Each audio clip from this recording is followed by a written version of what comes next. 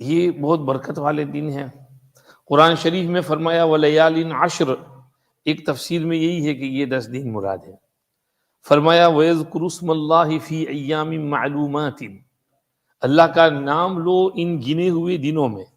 ان گنے ہوئے دنوں سے مراد یہی دن ہے، اور ان دنوں میں صحابہ رضوان اللہ علیہ مجمعین سڑکوں پر زور زور سے تکبیر پڑھتے تھے۔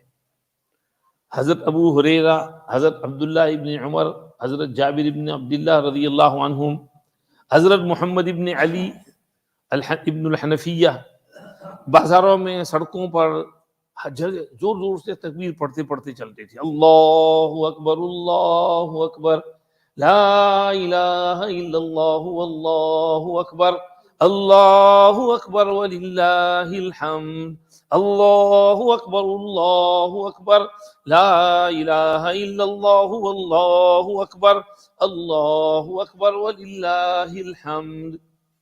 اب یہ تکبیر جو ہے عرفہ کے دن فجر کی نماز سے لے کر 5 دن تک پڑھنا ہر فرض کے بعد واجب ہے، لیکن ذوالحجہ شروع ہونے کے بعد فوراً اس تکبیر کو چلتے پھرتے آتے جاتے اس کا اکثار کرنا یہ مستحب ہے۔ اس کی وجہ یہ ہے کہ ان دنوں میں حجاج کرام اللہ کے گھر پہنچ چکے ہوتے ہیں اور لبیک اللہم لبیک کی رٹ لگا رہے ہوتے ہیں، اللہ کی بڑائی وہاں بیان کر رہے ہوتے ہیں۔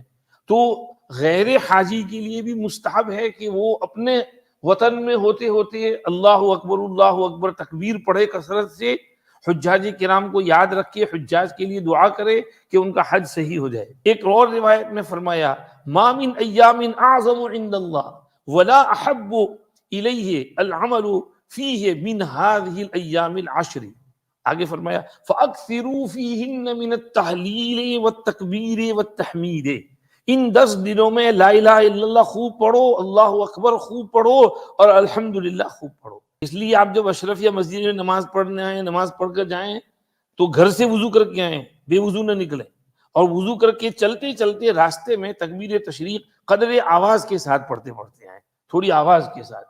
ڈرائیونگ کریں تو آواز کے ساتھ ڈرائیونگ کرتے ہوئے بھی یہ تکبیر پڑھتے پڑھتے آئیں۔ یہ حضور حکم دے رہے ہیں فَأَكْثِرُوا فِيهِنَّ مِنَ التَّهْلِيلِ وَالتَّكْبِيرِ وَالتَّحْمِيدِ، تو اس لیے خوب اس میں تحلیل تکبیر تحمید کی کوشش کرو۔